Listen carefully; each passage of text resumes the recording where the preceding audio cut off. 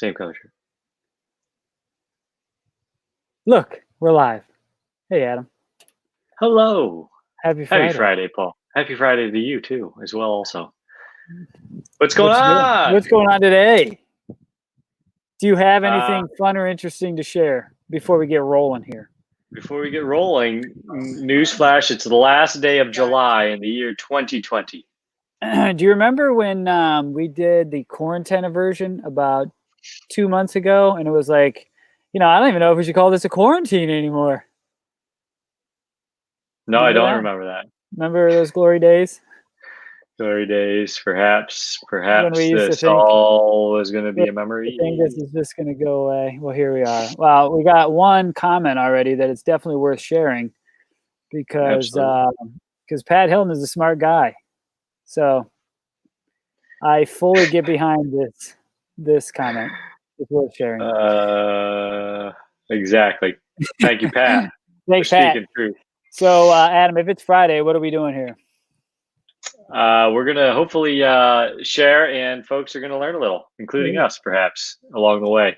We always do today, we just thought we'd talk a little bit about, in the real estate world, we see this a lot.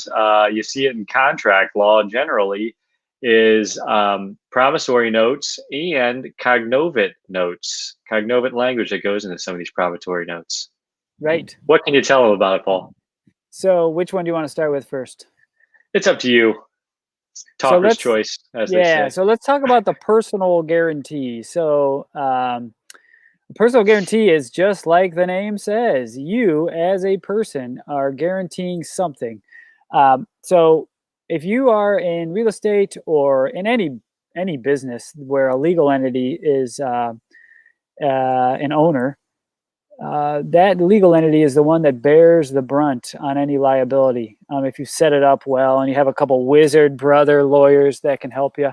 Brothers, sisters. Yeah, anybody, really. Strangers. Any warm body that could do it. But when a bank or someone that's lending money wants there to be a little more personal exposure, they require that you sign the repayment back personally, not just on behalf of the company. So let's say I lend Adam Vincent LLC money. Adam Vincent is the owner of Adam Vincent LLC. And I don't really feel that great that Adam Vincent LLC is going to be able to sustain itself as a business and pay me back. So what I'm going to do is I'm going to say, hey, Adam Vincent, the human, I want you to guarantee this. And Adam, if I make you sign off and personally guarantee, what is that actually doing? Well, Adam Vincent LLC is a business I've set up as an entity, a separate thing. And so the business only owes what the business has put into it, and only its assets are at risk if it's only the company signing off on it. If it's personally guaranteed and a person signing off on a personal guarantee of a business loan, that brings in the personal assets of that individual. So all my stuff. All your junk. Voluminous, valuable stuff. My baseball cards from the 90s. Right. So they sold off and liquidated. So I can require that all of your personal belongings can be sold off to pay me back, the $200 I lent to you for whatever venture it was that we agreed. Okay, good. So you take the next step and enforce that, which is another step down the road. So that's what a personal guarantee does on the contract. So where do we see the personal guarantee at, Adam? What kind of deals? What well, there could be a lot of times you see it in people don't think of is in lease contracts, especially commercial leases where it's for years. It's related to a business that's going to have a lot of square footage. Right. They a lot of times ask for a personal guarantee. People don't realize that if they don't get advice or catch it in time. And so there are personal guarantees out there. So they want to get as many people with assets on that lease. So if the company doesn't pay it, somebody will. Yep. No, that's lease smart. Is one good one. Yeah. So yeah, a lease is a contract like anything else. So you'll see them in contracts, promissory notes for the repayment to banks, obviously to landlords if you have agreements with them. Pretty much anything where a business is selling something to another business, there can be a personal guarantee. So now that we've covered that one and we've beat that horse up a little bit, what else were we going to talk about today? So part of a promissory note and beyond personal guarantee. Another worthy share here. Another worthy share. This guy's very wise. He's all in. He should be doing some Facebook lives. Yeah, he should be. He's a Mensa for sure. That guy's brilliant. And he does. So check it out. So anyway, one beyond the personal guarantee, which is just if the contract goes bad, somebody can sue on the contract and take you to court and have a trial or whatever is necessary there. There are things called cognovit notes with cognovit language, which is essentially the person signing it waives their right to any defenses in a court of law except for payment. The only thing you can defend yourself with is, I paid this person. So that then in Ohio, under the revised code, it dictates what happens, which is essentially a lawyer shows up with the cognovit note and evidence that there was non-payment, and the only thing that the borrower can come back and prove is that yes, I did actually in fact pay. They're wrong about that. They're lying. Other than that, it's a real quick way to get the judgment and to win for the lender. It cuts out the trial and all the things that go into it and the long timeline that a regular lawsuit has. So cognovit is very serious because it waives those fundamental rights that we have in terms of constitutional rights and other rights that we have related to getting your day in court. You're signing away your day in court. And so it's great for lenders because it really streamlines the process, but it's serious. It's a serious thing, an important thing to think about if you're the borrower on that one. So whether you sign it as a business or individually, you want to be sure you know what you're doing there. Right. Cognovit. Cognovit. What they do is the state lawmakers actually said you got to put these words into bold and more draw it out. That have to stand out more than any other part of the contract. And they say it must appear more clearly and conspicuously than anything else on the document. And it's a warning: by signing this paper, you give up your right to notice and a court trial. And it goes on. And that has to be in the actual cognovit note by law. And so that people can't sneak this sort of language in the fine print. Yep. Yep. So that was important. And the last kind of nuance to when you personally guarantee something or you sign off on a document that has cognovit language is that Ohio also requires for certain mitigation of damages. So this applies more so in the leasing space. Is that if you sign on to a commercial loan that is 10 years long and $10,000 a month, if you owe $9,000 or 9 years of that lease, and you're thinking, I can't pay $100 or $1 million in past due rent. Where am I going to come up with that? I should file bankruptcy tomorrow.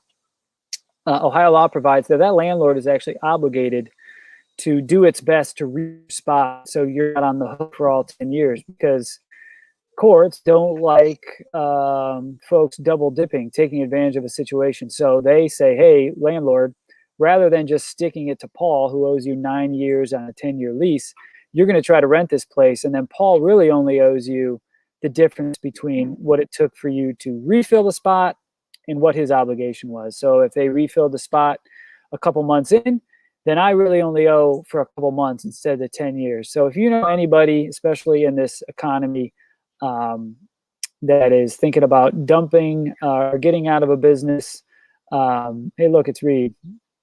It's getting out of a business and is thinking they don't have. Reed's got a question. Sweet. And doesn't think they have a lot of options. Have them call a lawyer who knows their stuff, or call Adam, and he can explain kind of some options out there as a lessee that you may not be thinking of because you don't deal in this stuff. So it's definitely something worth talking about because, bankruptcy isn't the only option. There's a lot of them. So, Adam, do you have anything else? Are we getting a question? There was a question unrelated to cognovit notes, believe it or not. Or did it have something to do with iPads, perhaps, or It may or may not have had to do with video game playing. Oh, well, that's also worth bringing on live because we don't have anybody else asking questions. So, yeah. Do you have anything else you want to add into that? No, that was about it. The last one is just this. Cognovit language is a commercial transaction. Should be between businesses, companies. You shouldn't have people asking for a cognovit on a consumer transaction. That's obviously a bad idea, and state lawmakers want to protect people from that. All right. Cool. So we do have a question here from our man Dan. He asks, "What's the craziest thing I can get an AI to say?" So I'm not really sure what an AI is, but it could be very crazy. Whatever that is, it'll be really, really crazy. Off the charts. Any idea what an AI would be? That's a good question. Artificial intelligence? I don't have it. A robot? Robots get pretty crazy. So, I don't want to overpromise and have a robot underdeliver. So I don't know how to answer that one. Yeah. Actor. The craziest thing I can get an actor to say. Artificial intelligence actor, like a deep fake. I don't. Still don't have a good one for you. Sorry there, Dan. Sorry, buddy. Sorry to fail. When we say we answer questions, we don't, I guess, always mean it. Hey, if you want, we would learn a little. What is it that you mean there? Oh, God, that's still nothing. Yeah, I mean, this is really unwinding here. Dan's really letting loose. So anyway, Adam, you got anything else you want to add in here? No, I think that's pretty good. So if you're signing contracts, know what you're signing there. There's just one more example of things that you should be sure you're getting some advice on. If you're not comfortable with it, be sure you know what it is. It's in your contract. If there's big bold letters, especially pay attention to them. Yeah, and I guess before we wrap up, pay very close attention to your lease per square footage. And this doesn't have anything to do with what I guess it sort of does. We're talking about signing your life away. A lot of businesses sign their life away right out of the gate with a lease payment. There are lots of creative ways to get into leases. So do not sign what is offered. Spend lots of time working on that lease, because starting off deep in the red as a business every month because the lease is too high will make things very hard. So figured I'd throw that out there. There you go. Read your contracts. Negotiate them. All right, Adam. Well, I think with that, we're 12 and a half minutes into to learn a little, and I feel like I learned a little. Absolutely. There's something called artificial intelligence actors. And one more action. Yep. So nothing. All right, buddy. Well, I'll talk to you later. Have a good weekend. Hey, thanks, folks. Appreciate you stopping by. Have a good weekend. Bye.